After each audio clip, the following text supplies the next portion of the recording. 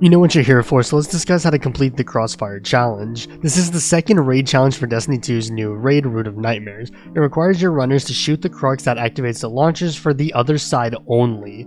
So rather than shooting your own crux to launch yourself, or just shatter skating to avoid it altogether, you'll want to shoot the crux for the launcher on the other side. This challenge isn't too bad, so let's get into how to make it easier.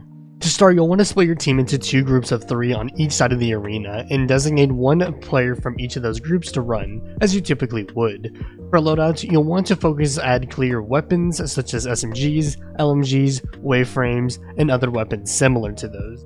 You'll also want to look into using boss weapons like Izanagi's Burden and Galahorn for the tanky enemies at the end of each floor.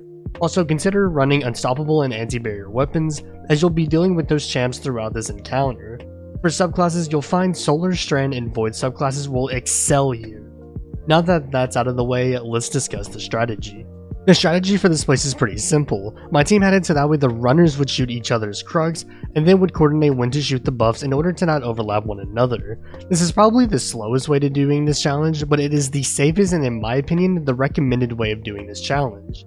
It is worth noting that in the event that one of your runners fails to hit the crux, someone from the opposite side of the runner who needs to be shot over can shoot the crux, as long as the crux is not activated by someone on the same side as the activated crux.